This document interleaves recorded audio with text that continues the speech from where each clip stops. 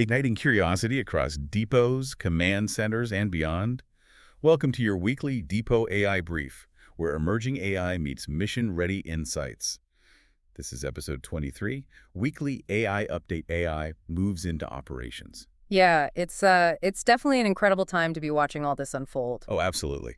Today, we're breaking down exactly how these AI updates impact our four core roles, from the shop floor to the executive suite, and we'll wrap up with key highlights and insights on the commercial tools flashing on our industry radar. Which is, so critical right now because we aren't just talking about abstract software concepts anymore. We are talking about authorized tools that are fundamentally altering the daily reality of the mission.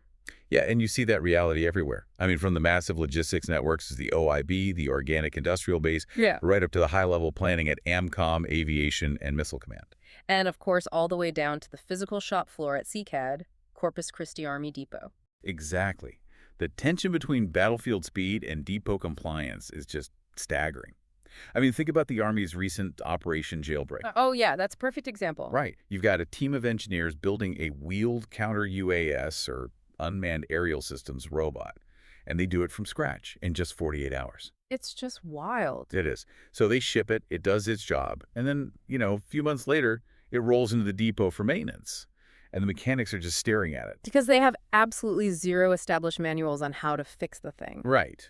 Which brings us to our first segment today, the artisan, Yeah. the mechanics, the folks turning the wrenches on the floor, because the battlefield is rapidly filling up with these unmanned systems, and the maintenance workload is fundamentally shifting for you guys. And it goes way beyond just the Army, too. I mean, look at the Navy recently. They used a drone boat to actively rescue a downed helicopter crew at sea. Wow, really? An autonomous rescue. Yeah, autonomous rescue.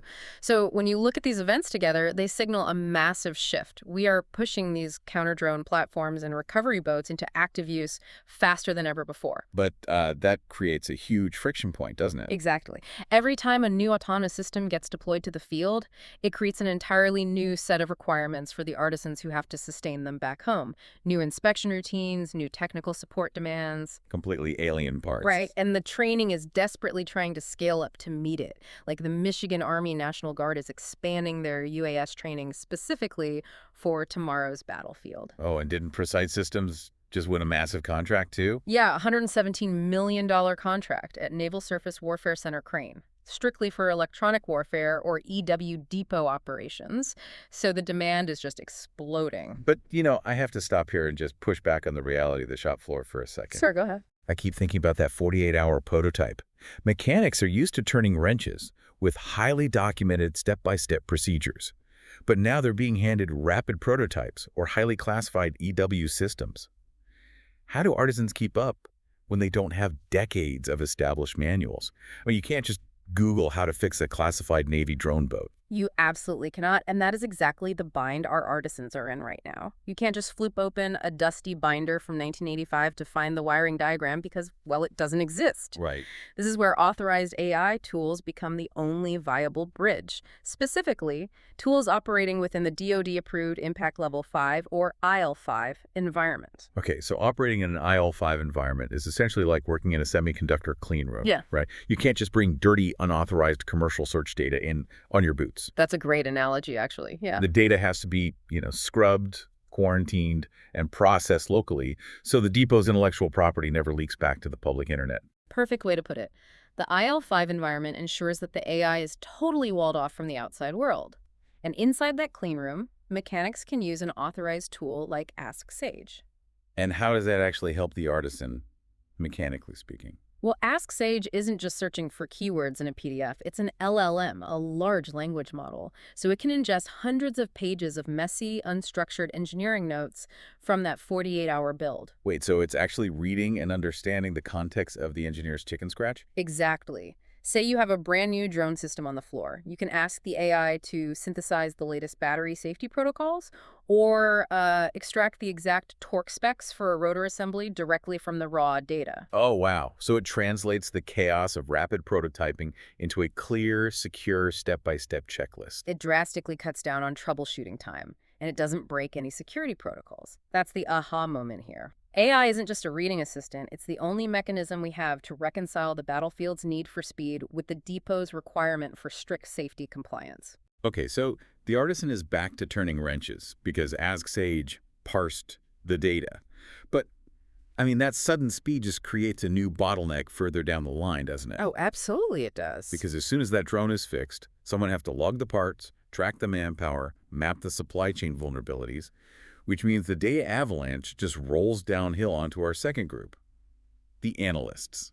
And let me tell you, that avalanche is massive right now. The Navy just tapped 59 different companies for a potential $250 million logistics IT modernization contract. $250 million. Yeah, the entire goal is just to eliminate part status guesswork.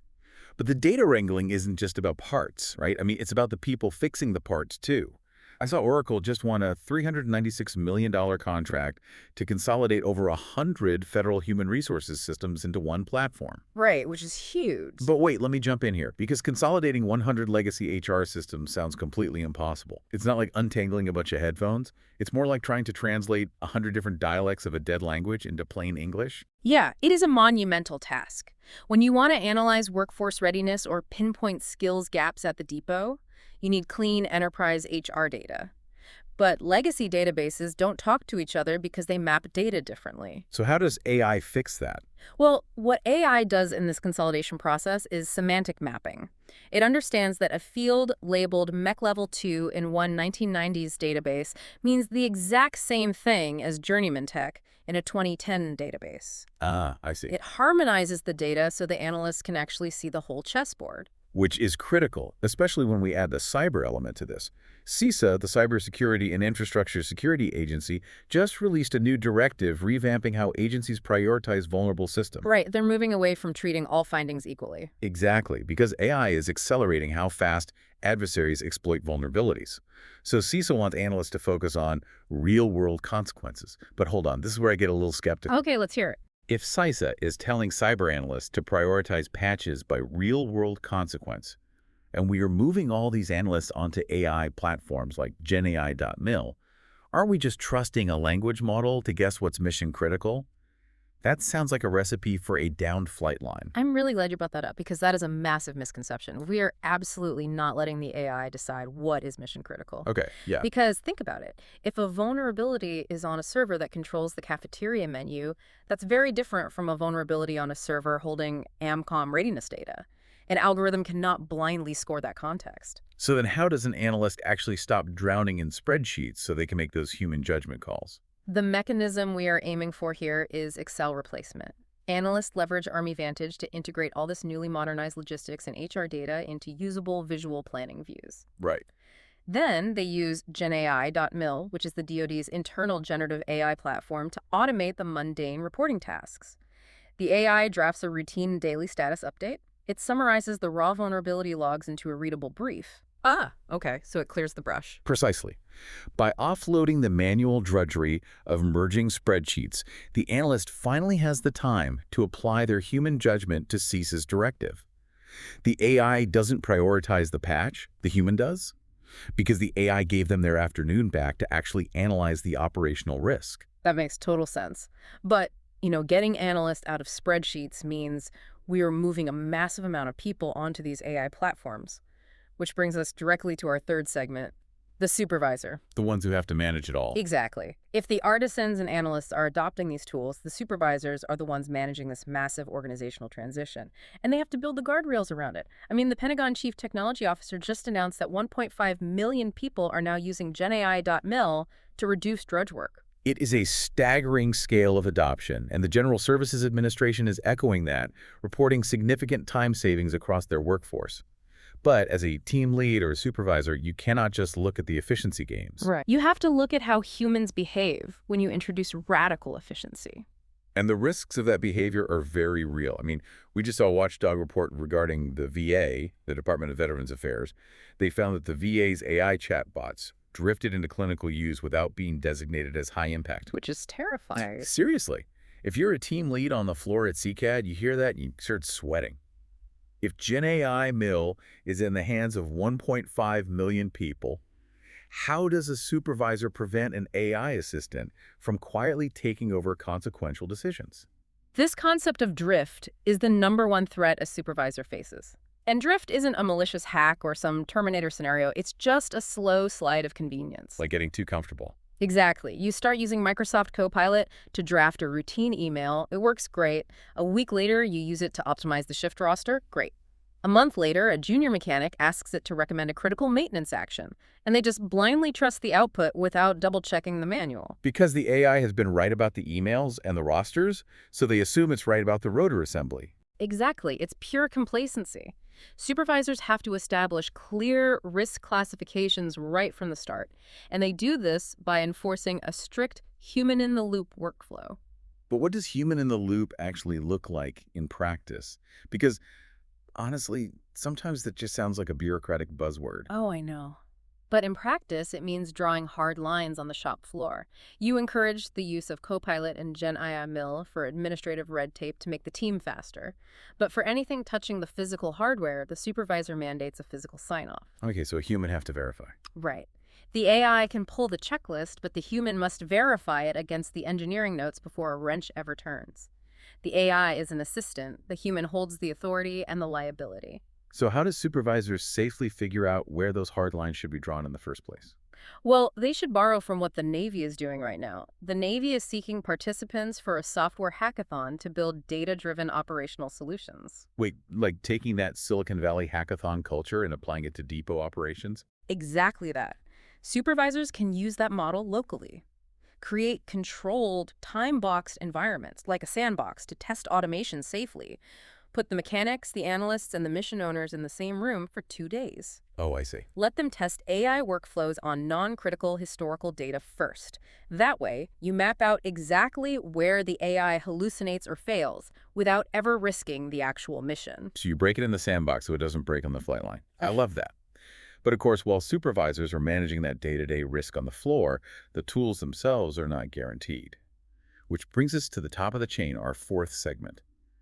The executive. Right, the macro view. Commanders are navigating macro-level strategic shifts, structural reorganizations, and some incredibly sudden vendor volatility. The strategic landscape is experiencing tectonic shifts right now. I mean, we are deeply into the Army Transformation Initiative, aggressively reshaping the force across acquisition, EW, and AI. And Congress is leaning in heavily, too. The Senate Armed Services Committee, or SASC, is proposing a major reorganization of Pentagon IT and cyber leadership. They're even pushing to create a brand new combatant command, specifically focused on unmanned systems. A dedicated autonomy command would fundamentally change how we plan for depot sustainment. That sends a massive demand signal through the entire supply chain. But leaders are also dealing with intense conflicting pressures. Yeah, like that new national security memo from the Trump administration.